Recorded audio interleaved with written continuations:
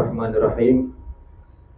Alhamdulillah wassalatu wassalamu ala Rasulillah wa ala alihi wa sahbihi wa man walah.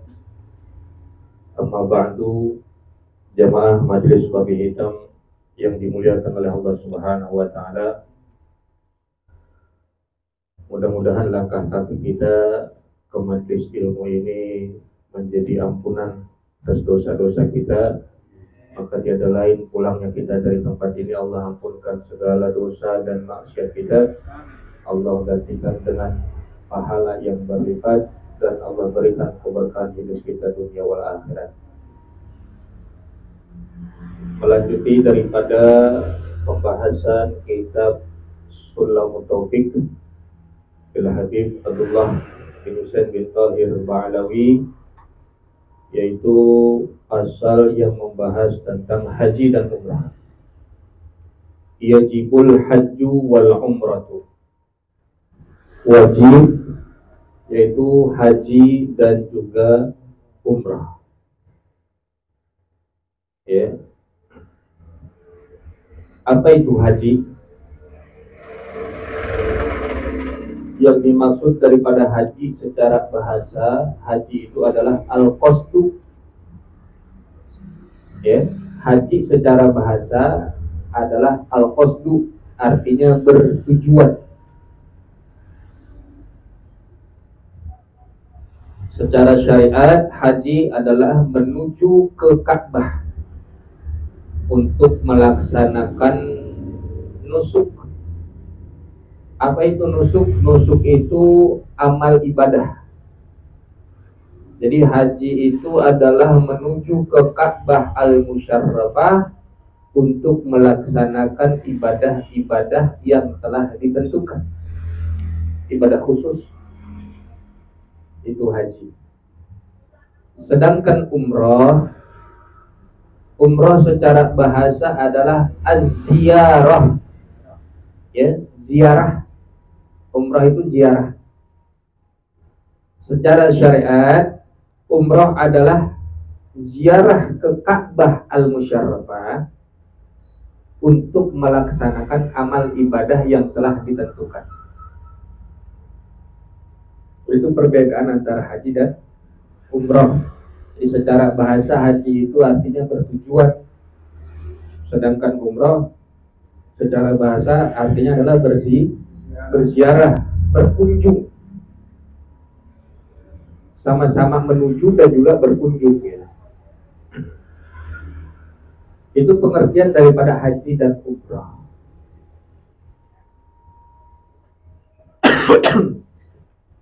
Sedangkan apa tujuan daripada haji dan umrah tersebut? Tiada lain, tiada bukan, tentunya ada pahala, ada keutamaan. Pahala haji, ya. Haji itu apalagi kalau misalkan hajinya mabrur, maka dikatakan al-hajjul mabrur laisa lahul jaza ilal jannah. Haji yang mabrur, haji yang baik, laisa lahul jaza, maka tidak ada balasan baginya ilal jannah kecuali surga. Pahala haji keutamaannya tiada lain balasannya melainkan adalah surganya Allah Subhanahu wa taala. Maka ibadah yang mulia agung haji, karena balasannya surga. Selain daripada itu, haji itu juga dapat mengampuni segala dosa seluruhnya. Bahkan menurut Imam Romli, dosa besar juga diampuni oleh Allah Subhanahu wa taala dengan ibadah haji. Dan juga dikatakan pula sebagian dosa kepada manusia, arti dosa kita kepada orang lain itu juga diampuni jikalau kita tidak memiliki kemampuan untuk meminta maaf kepada orang tersebut. Dengan ibadah haji, dosa tersebut diampuni oleh Allah Subhanahu wa taala. Ada berat tuh dosa kita kepada orang lain tuh. Kalau dosa kita kepada Allah dengan kita beristighfar, itu diampuni oleh Allah. Tapi dosa kita kepada orang lain sebelum kita minta maaf, meskipun kita udah minta ampun kepada Allah, itu dosa masih nanggung. Sebab kita belum minta maaf kepada orang ini. repot. Kalau dosa sama orang, nyakitin hati orang, sebelum kita minta maaf kepada itu orang, meskipun kita sudah minta ampun kepada Allah, itu masih nanggung dosanya. Minimal kita dapat ridho orang tersebut yang kita udah sakitin, yang kita udah jahatin, kita minta maaf ke orangnya secara langsung, itu dapat kita ampunan, dapat kita ridho. Ya. Tapi dengan ibadah haji, dosa kita kepada orang lain atau dosa kita kepada manusia itu diampuni, sebagian ulama mengatakan. Bahkan ibadah haji itu seperti halnya orang menghilangkan karat pada besi. Ibadah haji ibarat api yang menghilangkan karat pada besi. Karat itu ibarat dosa kita. Nah, dengan ibadah haji, maka karat-karat yang ada pada kita itu akan rontok, hilang. Itu keutamaan ibadah haji. Doa kita dikabul oleh Allah Subhanahu wa taala, diterima, diijabah. Maka biasa kita sama orang yang pulang haji, kita minta doain. Itu doanya makbul, doanya diterima oleh Allah Subhanahu wa taala. Jadi kenapa nih ibadah haji itu merupakan ibadah yang agung, ibadah yang besar, sehingga pahalanya juga besar, keutamaannya agung, mulia. Ya karena tidak lain, yang pertama, ibadah haji itu biayanya gede, biayanya besar, ada jihad harta di situ. Belum tentu orang yang banyak duitnya itu bisa rela mengeluarkannya untuk ibadah haji, apalagi orang yang sayang-sayang sama harta. Sayang aja sama harta, disayang-sayang, sehingga untuk melaksanakan ibadah haji meskipun duitnya ada, mampu dia banyak duitnya, belum tentu tuh orang berangkat haji. Ibadahnya tuh besar karena membutuhkan biaya yang tinggi. Belum dia naik pesawat, ongkosnya berapa kalau dari sini, pulang pergi, nyewa hotelnya, nyewa penginapan, ongkos yang lain-lainnya, belum belanja oleh-oleh tuh, biayanya gede. Maka keutamaannya, pahalanya juga, keutamanya juga besar. Selain daripada jihad harta, ibadah haji juga merupakan mujahadatun nafas. Mujahadatun nafas itu jihad diri.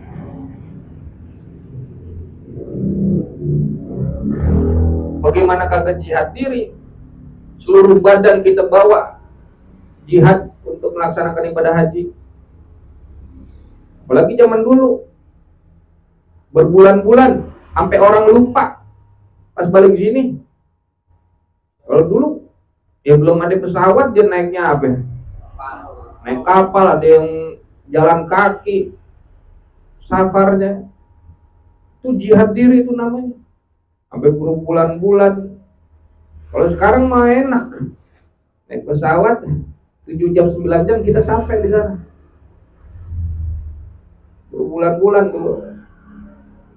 Maka ibadah haji itu harus benar-benar ikhlas lillahi ta'ala. Karena dengan keutamaan yang sangat besar yang Allah berikan, pahala-pahalanya, kita harus gantungkan itu semuanya karena Allah Subhanahu wa ta'ala. Allah Ta'ala berfirman dalam Al-Quran, walillahi 'alan nasi hajjul baiti man istata'a ilaihi sabila. Harus lillah haji itu karena Allah Ta'ala, bukan karena yang lain, bukan karena pamer, bukan karena dibilang apa namanya, Pak Haji dipanggil Pak Haji, Pak Haji, Pak Haji. Enggak, tetapi harus lillahi ta'ala, harus karena Allah benar-benar. Itu jelas-jelas dalilnya, walillah, dan karena Allah, ala nasi, diperintahkan kepada seluruh manusia hijjul baiti, untuk mengunjungi Ka'bah al-Musyarrafah. Apa sih Ka'bah itu? Ka'bah itu adalah satu bangunan yang suci, yang dimuliakan oleh Allah Ta'ala, yang juga dijadikan sebagai kiblatnya umat Islam. Kita sholat menghadap kiblat, kiblatnya mana? Ka'bah. Saking mulianya Ka'bah, yang bangunan suci tersebut yang terbuat dari batu. Kalau kita bandingin sama rumah kita, kan sama-sama dari batu. Tetapi beda. Ka'bah adalah bangunan yang dimuliakan oleh Allah. Kita melakukan perbuatan tercela di sekitar Ka'bah atau di dalam Ka'bah itu merupakan dosa. Dosa besar. Kita kencing di rumah kita, di ruang tamu, nggak dosa. Tapi kalau kencing di dalam Ka'bah, dosa besar. Itu saking mulianya. Bahkan dikatakan pula Allah Subhanahu wa taala setiap harinya, fi kulli yaumin wa lailah. Yunazzilullahu ta'ala fi kulli yaumin wa lailah. Setiap hari Allah turunkan al baitil haram. Ya, di Baitul Haram tersebut, di Ka'bah Allah menurunkan isyrina wa mi'am rahmah, 120 rahmat. Allah turunkan setiap hari 120 rahmat. Fasituna lita'ifin, 60 rahmat untuk orang yang tawaf. Berapa ya? 60 rahmat untuk orang yang tawaf. Wa arba'un lil musallin, dan 40 rahmat untuk orang yang sholat di sekitar Ka'bah. Wa ishrun lin nadirin, dan 20 rahmat untuk orang yang memandang Ka'bah. Jadi 120 rahmat Allah turunkan bagi satu orang yang sholat, orang yang mengelilingi Ka'bah dapat 60 rahmat. Orang yang sholat di sekitar Ka'bah Allah turunkan 40 rahmat. Dan orang yang melihat Ka'bah Allah berikan 20 rahmat. Jadi berapa jumlahnya? 120 rahmat. Sedangkan dalam hadis man nadarallahu ta'ala, yang Allah pandang orang tersebut dengan birahmah, dengan rahmat, la yu'adzibuhu ba'dahu abada, Allah tidak akan memberikan azabnya setelah itu, selama-lamanya. Satu rahmat Allah berikan pandangan kepada orang tersebut tidak akan diazab selama-lamanya. Itu satu, apalagi 120 rahmat. Dengan satu rahmat Allah pandang kita dibebaskan daripada azab oleh Allah Subhanahu wa taala. Apalagi 120. Maka bangunan yang mulia Ka'bah. Mudah-mudahan kita semua diberikan kesempatan oleh Allah. Itu merupakan wajib haji dan umrah. Jadi jangan dikira haji doang yang wajib, umrah juga wajib. Hukumnya fardu ain. Wajib haji, wajib umrah. Fil umri dilakukan sekali, marratan, seumur hidup. Hukum umrah, hukum haji, fardu ain, seumur hidup dilakukan satu kali. Wa atimul hajja wal umrata lillah, dan tunaikan haji dan umrah karena Allah Ta'ala. Itu hukumnya. Dalam hadis pernah dikatakan begini, ada seorang sahabat yang bernama Abu Razin Al-Uqaili. Dia Abu Razin Al-Uqaili datang kepada Rasulullah. Dia bilang begini, Abu Razin, inna abi syaikhun kabir. Ya Rasulullah, sesungguhnya aku punya orang tua, aku punya ayah, ini orang tua yang sudah payah. Inna abi syaikhun kabir, la yastati'ul hajj, nggak bisa haji, nggak mampu haji, wal umrah, nggak mampu umrah, waladhan, dan nggak bisa berangkat juga emang. Udah saking payahnya tuh dia punya orang tua. Apa kata Nabi Muhammad SAW? Ujja'an abika wa'tamir, maka buatlah haji untuk ayahmu dan umrah. Jadi haji itu wajib bagi setiap orang yang mampu. Kalau nggak mampu, gantiin.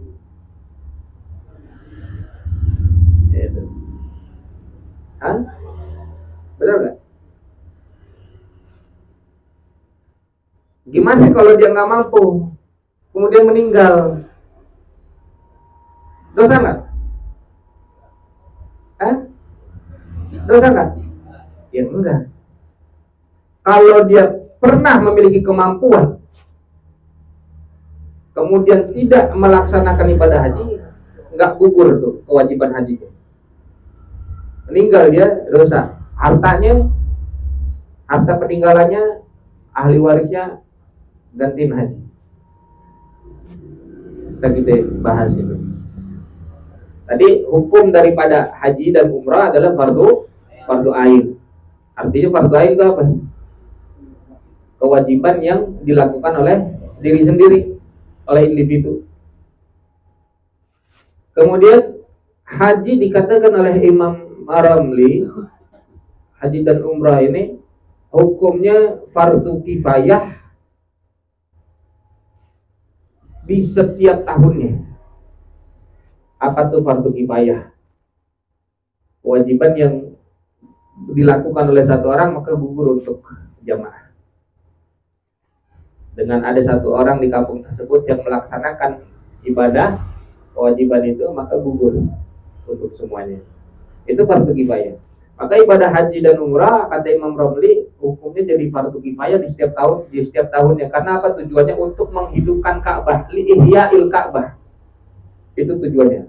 Bagi orang yang balik dan juga merdeka. Hukumnya fardu kifayah. Maka tiap tahun ada yang umrah, ada yang haji. Kalau nggak ada sama sekali, dosa tuh semua. Ya.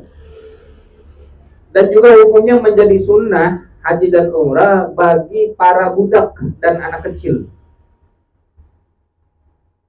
Kenapa mereka sunnah? Karena dia nggak wajib. Yang wajib itu untuk siapa? Haji. Yang pertama, syarat orang yang wajib haji dan umrah al-muslim. Alal muslimil hurril mukallafil mustati'. Yang pertama orang Islam wajib haji umrah. Sekalipun orang tersebut murtad. Orang tersebut murtad dan dia pernah mampu sebelum murtad, maka dia masih ada kewajiban haji. Karena dia pernah mampu. Maka dia meninggalkan dosa dia. Dia udah murtad dan juga dia belum pernah haji. Sekalipun dia nanti setelah murtad kemudian balik lagi ke dalam agama Islam, wajib haji dia. Meskipun pas dia masuk agama Islam lagi miskin, tapi dia pernah mampu. Dia pernah mampu, kemudian murtad, balik lagi ke agama Islam, jatuh miskin, dia masih ada kewajiban hajinya, masih ada kewajiban umrahnya. Ya wajib. Itu yang pertama. Al-hurri, kemudian yang merdeka. Maka para budak nggak wajib, tapi sunnah di situ tadi hukum untuk haji dan umrah. Para budak nggak wajib, karena dia bukan orang yang merdeka. Al-mukallafi, yang mukallaf. Syarat daripada taklif atau orang yang mukallaf itu, yang pertama jelas muslim, lalu balik. Orang yang balik itu orang yang mukallaf. Apa tuh balik? Dewasa ya. Akil, berakal. Maka orang gila yang kurang akalnya nggak wajib. Itu mukallaf tuh, akil. Al-mustati'i, dan kemudian yang keempat yang mampu.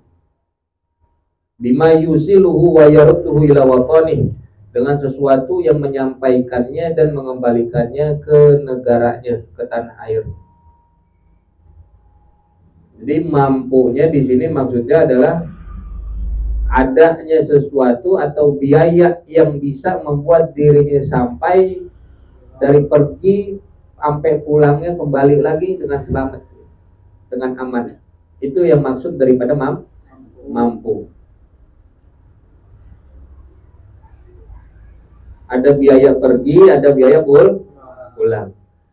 fadilan andainihi, dengan melebihi daripada utangnya. Jadi biayanya itu juga lebih daripada dia punya utang. Kalau umpama orang punya utang, hari ini jatuh tempo dia bayar hutang, tapi hari ini dia umrah, maka umrohnya dosa. Harus bayar hutang dulu. Jangan mentingin umrohnya, malah justru umrohnya jadi haram gara-gara belum bayar hutang. Jadi jangan ninggalin hutang.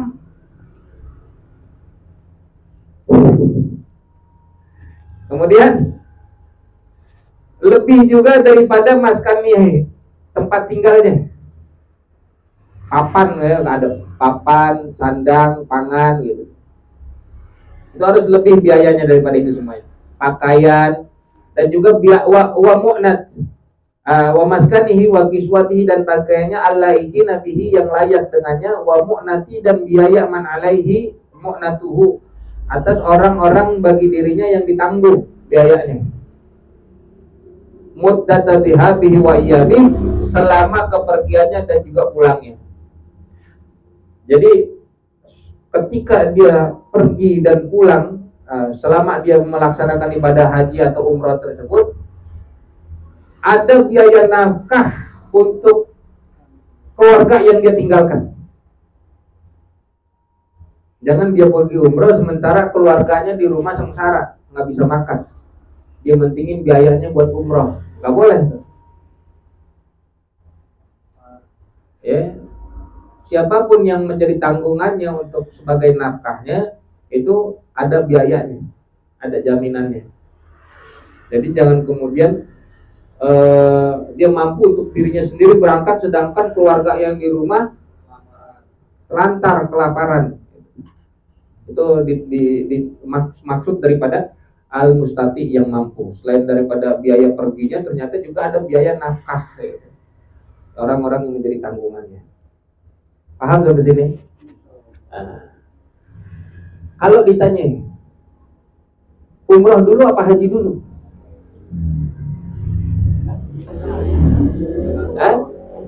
Ibadah umrah dulu apa haji dulu? Enggak, sama wajib deh. Haji wajib, umrah wajib. Yang membedakan adalah kalau haji ada wukufnya di padang Arafah, sedangkan haji enggak. Nah, kalau kita lihat sejarahnya, perintah ibadah haji disyariatkan, turun perintah walillahi 'alan nasi hajjul bait. Perintah tersebut turun, ada yang mengatakan pada tahun 5 Hijriah, perintah haji. Tapi lebih mu'tamad, lebih masyhur, perintah haji itu pada tahun 6 Hijriah. Tetapi pada tahun 6 Hijriah Nabi enggak haji.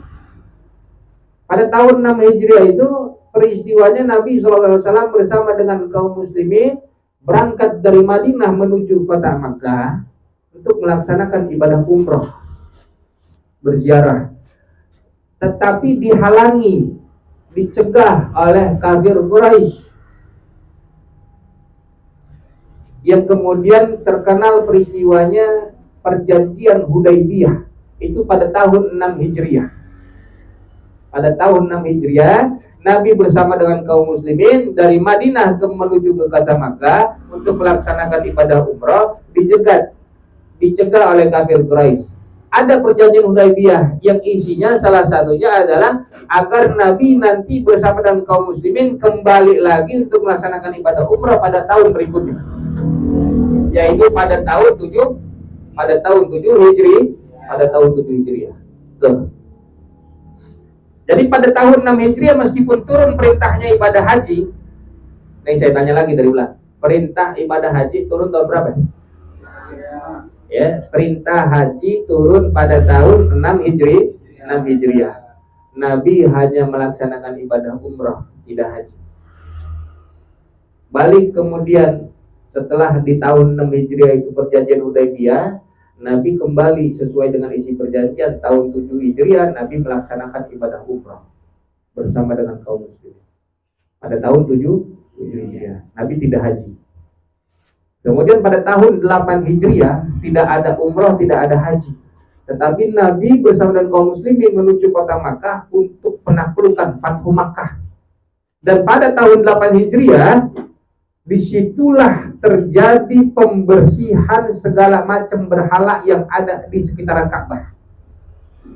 Itu pada saat Fathu Makkah tahun 8 Hijriah, 360-an, sekitar 360 berhala dihancurkan dan dibinasakan oleh kaum muslimin yang di sekitar Ka'bah Al-Musyarrafah. Itu pada tahun 8 Hijriah. Tapi tidak ada umrah, tidak ada haji. Kemudian pada tahun 9 Hijriah Nabi melaksanakan ibadah umrah. Yang kemudian pada tahun 9 Hijriah itu ditunjuklah sahabat, yaitu Sayyidina Abu Bakar As-Siddiq, menjadi Amirul Haji. Amirul Haji itu orang yang bertanggung jawab untuk ibadah haji. Lalu pada tahun 10 Hijriah, disitulah baru kemudian Nabi Shallallahu Alaihi Wasallam melaksanakan ibadah haji yang pertama dan terakhir kalinya, yang kemudian disebut dengan peristiwa Haji Wada pada tahun 10 Hijriah. Jadi kalau dihitung-hitung, Nabi umrah 4 kali, haji 1 kali. Ya kan? Nabi umrah apa haji dulu? Perintahnya haji pada tahun 6 Hijriah, tapi pada tahun 6 Hijriah Nabi umrah, tidak haji. Dijegat perjanjian Hudaybiyah, balik kemudian tahun 7 Hijriah Nabi melaksanakan ibadah umrah, tidak haji. Tahun 8 Hijriah penaklukan kota Makkah, dihancurkan seluruh berhala yang ada di sekitaran Ka'bah yang jumlahnya sekitar 340-an. Itu tahun 8 Hijriah, tidak umrah, tidak haji.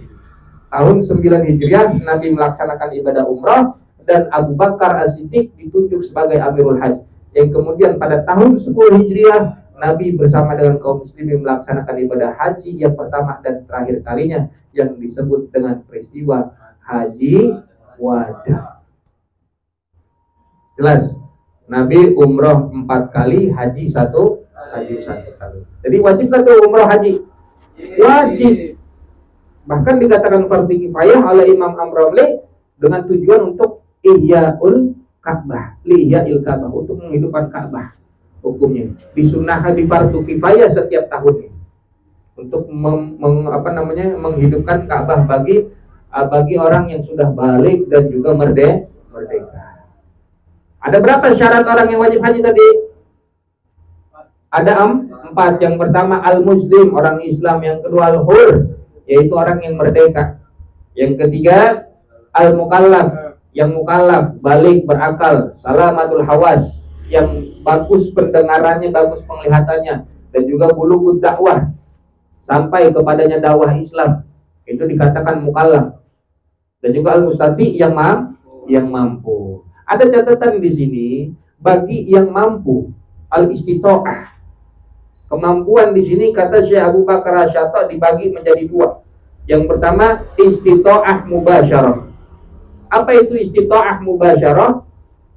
Kemampuan yang berkaitan dengan tubuh dan juga harta. Namanya al-istita'ah al-mubasyarah. Kemampuan yang berkaitan dengan tubuh, diri, dan juga harta. Ada biaya pergi, ada biaya pulang. Ada keamanan diri dalam perjalanan, kenyamanan, itu istita'ah masuk. Ada perbekalan, ada air minum, ada makanan, itu namanya kemampuan. Syarat-syaratnya. Ada kendaraannya juga. Kalau misalkan umpama tidak aman pergi haji sendirian, harus ada jamaah, itu merupakan istita'ah. Ada rombongan, ikut travel mana, ikut yayasan mana, itu merupakan kemampuan. Ada juga yang menuntun, mutawifnya, ya, itu yang mencakup daripada istita'ah mubasyarah, yang berkaitan dengan diri, tubuh, dan juga harta. Ada yang kedua istita'ah bil inabah ghairi an, yaitu kemampuan yang berkaitan hanya hartanya saja. Sedangkan dirinya, tubuhnya nggak mampu, tapi hartanya mampu. Nah, ini namanya istitoah bi'ina batil ghairi anhu. Kemampuan yang berkaitan dengan harta saja. Satu, apabila orang yang sudah meninggal, mayit, dia memiliki kemampuan dan juga dia masih ada tanggungan haji dan umroh. Nah, setelah dia meninggal dunia, maka harta peninggalannya, ahli waris ini wajib menggunakan harta peninggalannya untuk menggantikan haji dan umroh. Jadi tetap tuh harus. Atau yang mungkin kedua, apabila orang tersebut lumpuh, sakitnya tidak diharapkan kesembuhannya, orang tua yang sudah payah, orang tua yang sudah lemah, belum melaksanakan ibadah haji atau umrah, maka harta yang dia punya dia berikan kepada orang tersebut, kepada orang lain, nyewa gitu, atau memberikan izin orang lain untuk melaksanakan ibadah haji atau umrah, dengan syarat dia juga memberikan biaya sementara dirinya ada biaya hidup dengan keluarganya yang menjadi tanggungannya untuk dinafkahi. Jangan dia punya harta cukup buat melaksanakan ibadah haji atau umrah, sedangkan dia di rumah nggak dicukupin, ya telantar, kelaparan. Dengan syarat itu yang dinamakan al-istitoah atau kemampuan. Fahim dong? Fahim. Wa arkanul haji, dan adapun rukun-rukun haji, al-ihramu wal wukuf wallahu a'lam bisawab, bisiril Fatihah.